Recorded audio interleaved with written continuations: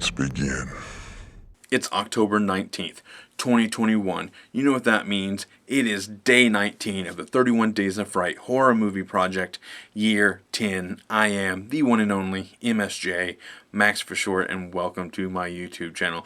And today's video is the sequel to the 2018 version of Halloween Kills. But before I go any further, I need you to click subscribe, hit the bell, leave a like, leave a comment, share this video, and do the same for the I Am the Ice Lord, 13th Wolfman, Carly 317, Random Horror, Retro Horror, Dave Maggot, who else? You got Double Shot J. There is a plethora of us doing this year with different ways of doing it. And go over their channels and do the exact same thing, because it helps us get our channels and videos to a much broader audience. And so I just got done watching Halloween Kills. That's today's video, about a couple hours ago, and I wanted just to let it sit on it. And I watched a couple movies after that, but I'm like, I just kept going back to that one, Halloween Kills, because that opening sequence with Halloween with Michael Myers, it takes place immediately after Halloween, the 2018 version, and he just goes hardcore on a bunch of first responders, mainly firefighters and stuff like that. And I read that a lot of people were trying to get that movie cut. I'm like, I don't see why, because that just shows you how evil and like how ruthless Michael Myers is. You have to put people who are putting their lives on the line and stuff like that, and to put them in a situation that they're truly not prepared for or prepped for, and Michael comes out holding a mallet, and I think that's what it's called, and he just goes ham on everybody. You know, it's just like, oh wow. But what this movie does really, really well, it actually shows you some backstory of what we didn't get to know in the first movie, like how Michael Myers got captured. Some little bitty backstories about some of the like other characters. I love this. I'm not going to do any spoilers, but I kind of want to give you a kind of a heads up on something that's really, really cool. Is that a bit of this movie takes place in 1978. And I was sitting here watching it, and I was just like, why does this movie look so old?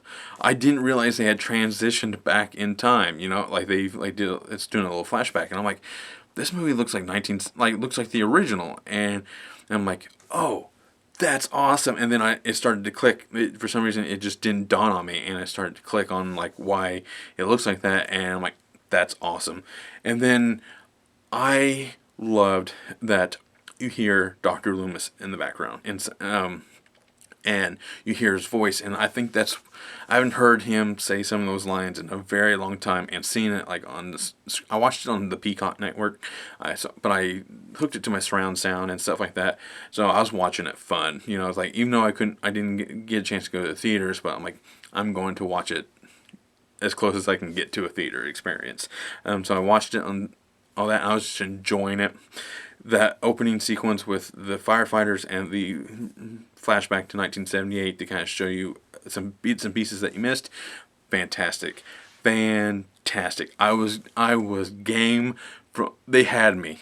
And then the pumpkin sequence, you know, like they're actually kind of going through different kinds of pumpkins, and the music, I just listening to that on surround sound was like, I had goosebumps.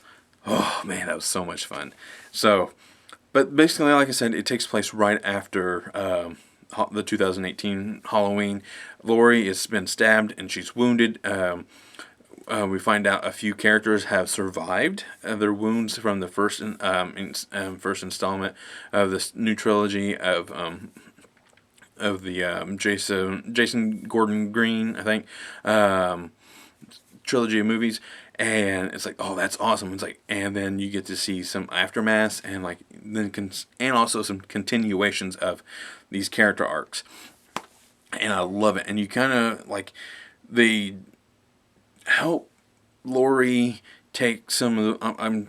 I'm my favorite thing about this movie is they kind of take some of the blame off of Laurie, because I think that's what this main movie's true strength is that she blames herself for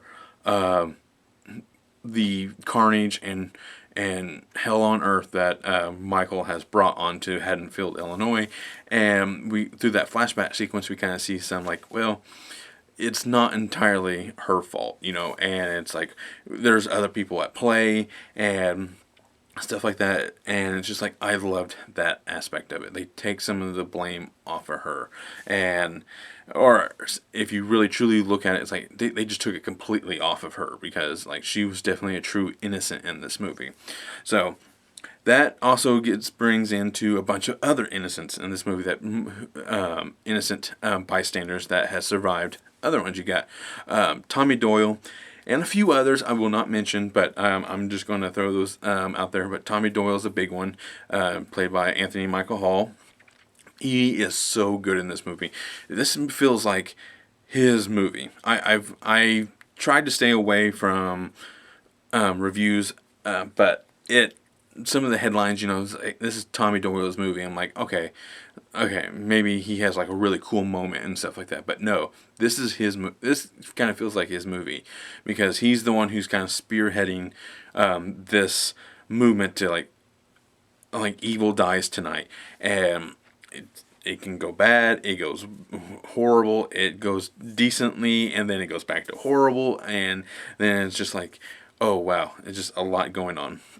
And I like Anthony Michael Hall's portrayal of Tommy Doyle. It's like it's been 40 years, and like so it's like, of course he's like they shows you how people deal with this kind of stuff in different ways. You got Laurie, like in the first movie, she went all Rambo on everything. Tommy, he's kind of just, it seems like he's having a little bit more of a relaxed time with it, because he didn't quite go through what had happened with Laurie, but he still had a traumatic experience, so he's kind of dealing with it in his own way. And so, and you got some really cool returning characters that you didn't think would come back, and I'm like, oh, that's awesome. And like they use footage from the old movies, from the original movie, I should say. I didn't mean it that way. And they have tons of references to other movies. As you can see in the trailer, they have the mask from Seasons of the Witch, the witch, the skull, and the pumpkin. Oh, that's awesome. Now, what this movie really truly shines in is the gore and the kills, and Michael Myers being absolutely brutal. I thought Halloween Kill, the first one, Halloween, was brutal. No, this movie ramps it up, and he's killing people left and right, and like very, very like brutal ways, and it's intense too. Just kind of a heads up. This is probably one of the bigger spoilers that I'm going to say, but it doesn't affect the story, I should say. So he breaks into a surrounding neighbor that had just after the house had burnt down at the end of the first one. So he's obviously kind of like on the rampage. He's heading back to town, and comes across this couple, and he just murders these two. But one of them is still alive. He bends over this guy on the table and just takes knife after knife after knife right in front of his wife, and just like as she's bleeding out, and it's just like, that is brutal. And then of course it kind of gets further into the movie where the kills get a little bit more elaborate and more like anyone is on the chopping block. So that's really all I have to say. Laurie does take a little bit of a backseat in this movie, but rightfully so, because she is wounded. She can't really go fight Michael Myers in her state, in which I really like. Kind of gives her a little bit of some downtime, and because as we all know, there's another movie coming, so we're just kind of like, we're gonna let her rest and let her get set up for the next movie. And so after the events of the first movie, so it's like this is the calm before the storm, but the calm within the storm is still causing a lot of trouble. So but I heard from other people that this movie's a little too comical and stuff like that, and or like no, I don't think so. It's Halloween. It has to have some comedy in it, because that's what I think Halloween. Yes, it's a time for spooky season and scares and stuff like that. There's one really good line in the movie. It's like we're all entitled to one good scare. I really like that line in the movie. And it comes at a really awesome point in the movie too. And so that, and then like, but it's also the time to have fun. And there is some moments that the fun does work really well, and then there's some times where the fun kind of falls flat a little bit, but it happens so fast you probably don't have time to really take it all in until after you've kind of sat on it for a couple of hours like I did. So it's like, oh, that scene didn't work quite as well. Like the little kids with like trying to trick these this gay couple out of their house and so they can steal candy and stuff like that. That scene was okay. Was it warranted? No, but in the long run of things, it helped move the story along a little bit.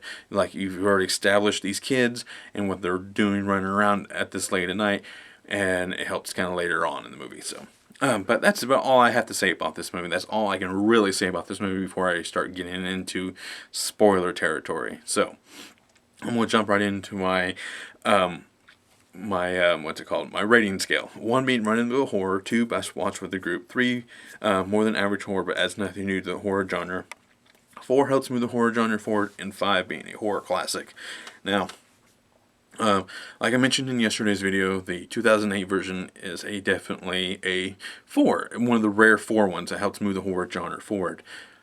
Halloween Kills, as much fun as I had watching this movie, and as much as brutality, the gore, the acting, just everything of this movie is like actually pretty top notch. But it's definitely not a horror classic yet. We'll see how the third movie comes out. Maybe as a whole, these 3 movies will be a conjoined horror classic. We'll see about that one. But I think it's definitely well above more than average horror due to like the gore, the acting, the overall story.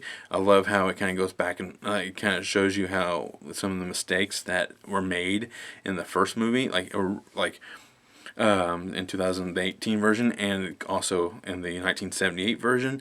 So it's just like I loved it. I think that's very definitely way more than average, but it's not a horror classic yet. It's still too new, way too new, and it doesn't help move the horror genre forward like its predecessor, like at least to me. But it's definitely, like I mentioned, like I keep saying, it's way more than average, but it's just fun. And I had fun watching it by myself. So it's definitely, but it can be watched with the group. But I had a lot better experience watching it by myself. So that's really all I have to say. I am the one and only MSJ, Max for short, and all I can say is thank you.